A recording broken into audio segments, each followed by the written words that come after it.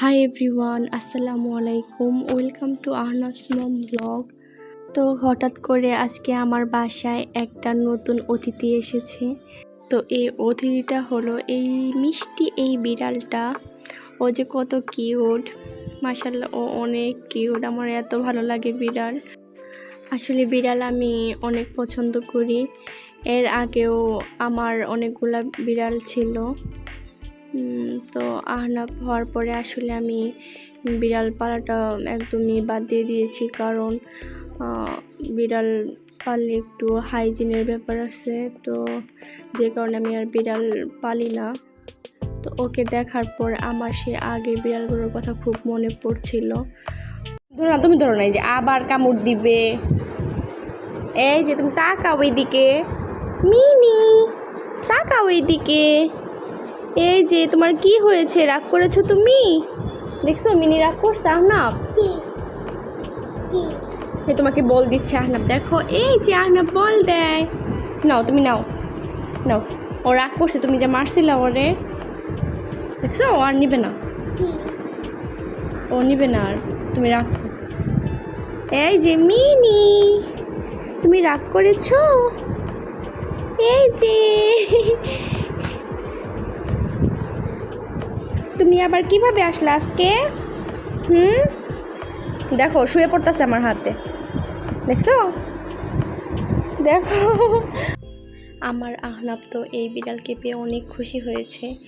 ও সারাক্ষণ ওর পিছন পিছন ঘুরছে। বিড়ালটাকে দেখে আমার মনে হচ্ছে যে এটা কোনো বাসায় পালা বিড়াল। তো আসলে আমি জানি না যে এটা কার বিড়াল, হয়তো কোনো আশেপাশের বাসা থেকে এখানে আসছে।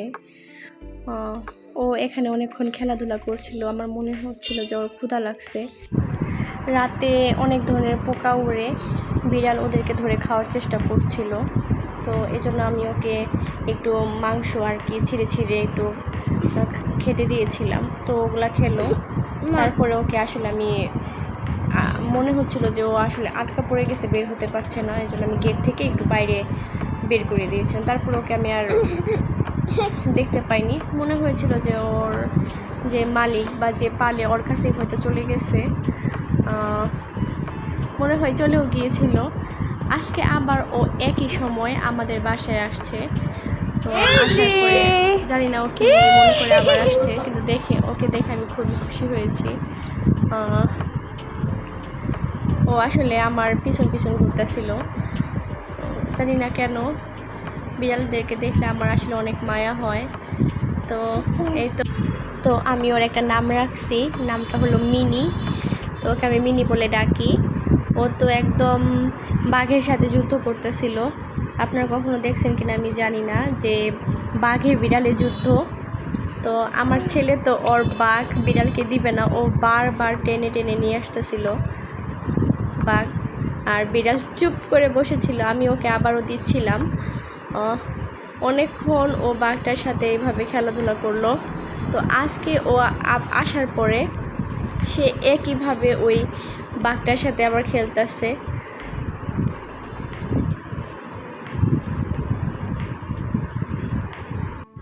আসলে বিড়াল পালার মতো সাহস আমি এখন আর করি না, কারণ আমার আহনাফ যে দুষ্টু, ও আসলে বিড়ালের জীবন একদম শেষ করে ফেলবে, কারণ ওকে 1 মিনিটও চুপ থাকতে দিতেছে না, সারাক্ষণ ওর পিছন পিছন দৌড়াইতেছে। আর বিড়াল কোথাও গেলে কান্নাকাটি শুরু করতেছে, আমার হাত ধরে টানটানি করতেছে যে বিড়ালটা নিয়ে আসার জন্য। তো মিনি কিন্তু আমার সাথে অনেক ভাব নিয়ে নিছে, ও সারাক্ষণ আমার সাথে থাকতেছে। ও আসলে বাইরে তাকিয়ে যে কি দেখছে আমি বুঝতে পারছি না। ও কি ওর মালিককে খুঁজতেছে? আসলে আমি কিছুই বুঝতে পারতেছি না। যাই হোক, আমি ওকে এখনও রাখবো না, যেহেতু আমি জানি না এটা কার বিড়াল। তো এই তো ও সারাক্ষণ আমার সাথে সাথেই আছে আপাতত। তো ওর মালিক আসলে আমি ওকে দিয়ে দিব, রাখবো না আমি ওকে। তো আজকের ভিডিও পর্যন্তই। সবাই ভালো থাকবেন, আর সবাই দোয়া করবেন যাতে এই বিড়ালটা ওর মালিকের কাছে তাড়াতাড়ি পৌঁছে যায়। আল্লাহ হাফেজ।